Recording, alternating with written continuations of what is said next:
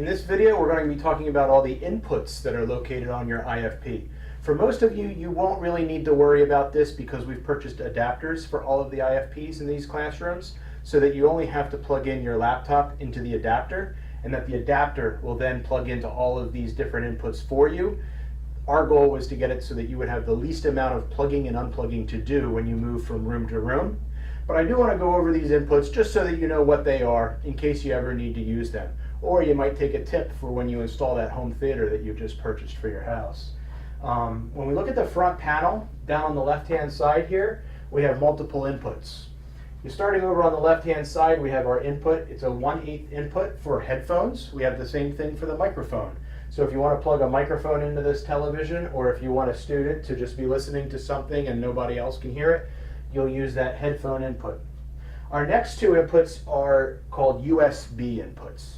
The USB inputs on the front panel here, one of them in particular you're going to want to pay attention to is called the Media USB. The Media USB is where you can plug a thumb drive into there, and you'll be able to bring up any documents you have installed on your thumb drive. So if you have like the district curriculum, or if you have a PDF file, or if you have a program like a game or an activity that you have that you want to install on the IFP, you put it onto your thumb drive, that USB drive. You could plug it directly into that USB input, and then you would run that program or bring up that file directly on the IFP. Moving along too, you have an HDMI. There are multiple HDMI inputs on this device.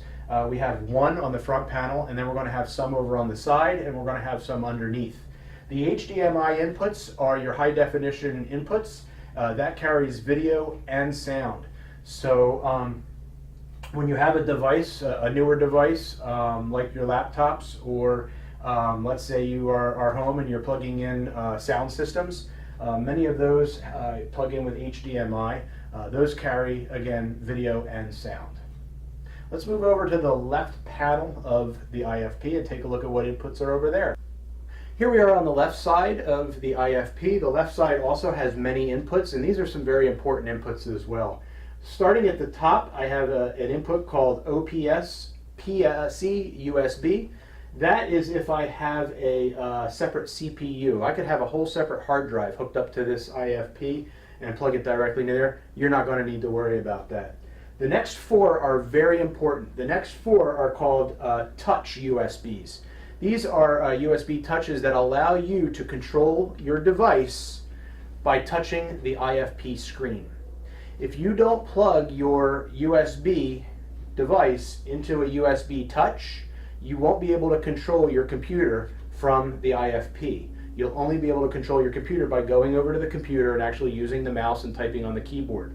It's very important that you know that whatever input, like HDMI input you use, if I use an HDMI 1 input, or 2, or 3, or 4, I need to make sure that the USB touch is plugged into the same USB touch number as the HDMI. Remember, the HDMI is what carries your video and your sound from your device to the IFP. So let's say, for example, I plug my Chromebook with an HDMI, and I plug my Chromebook into HDMI input number 3. Underneath here, you're going to see this picture in a second, there's something called HDMI 3. If I plug my Chromebook into HDMI 3, and I want to control my Chromebook from the IFP, I need to plug the USB touch cable into the one labeled USB touch 3. If I plug it into any other one, it's not going to work. So those are very important and have very high functionality. It allows you so that you don't have to keep running back and forth from your device to the TV. Just make sure your numbers line up. Next we have is an optical sound. We're not going to be talking much about that because we're not using it. You have another headphone input if you wanted to use that one. Then you have 3 USB inputs. Again, those are like the ones on the front panel. I could plug in a USB thumb drive there.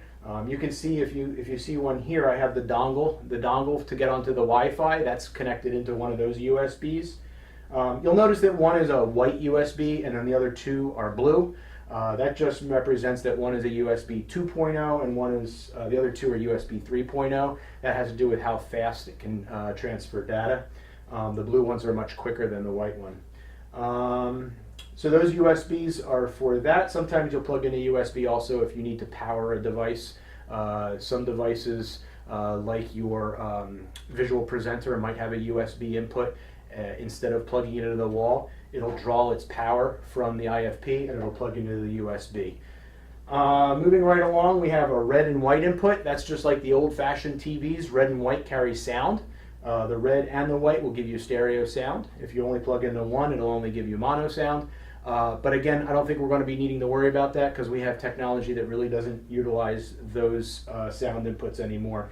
The same goes true for the yellow input. The yellow input carries video. We might have a couple Elmo presenters out there that still plug in with the yellow video. If you do, you'll plug your Elmo machine, your visual presenter, into that yellow input, and that yellow input will allow you to show the video from your Elmo onto the IFP. But that's very rare in this district that we're still using those yellow inputs. And finally, I have a red, blue, and green at the bottom. The red, blue, and green is the early version of high definition. That is to transfer video from a device to the IFP in high definition. We might have a couple DVD players or something around the district that still use red, blue, and green, but chances are you're never going to really need to worry about that. Now let's take a look at the bottom panel of the screen. Most of the component inputs on the bottom panel we've already talked about on the front and the left side, but we'll go through it anyway. All right, so going from the blue input over to the left, the blue input on the bottom panel is called a VGA input. Some of you will probably be using this. The VGA input would be our old laptops that use VGA. It carries video only, not sound. So if you have sound coming from your device, you're probably going to need to plug the sound into the headphone jack, or if you have the white and the yellow inputs, you're going to have to plug the white and the red inputs. You're going to have to plug the sound into there. But the blue VGA carries video primarily from older devices, older DVD players, older laptops, things like that. Then you have an HDMI, MHL. You have and then a little bit further over to the left, you have four more HDMIs. Some of them are labeled HDMI 1, 2, 3.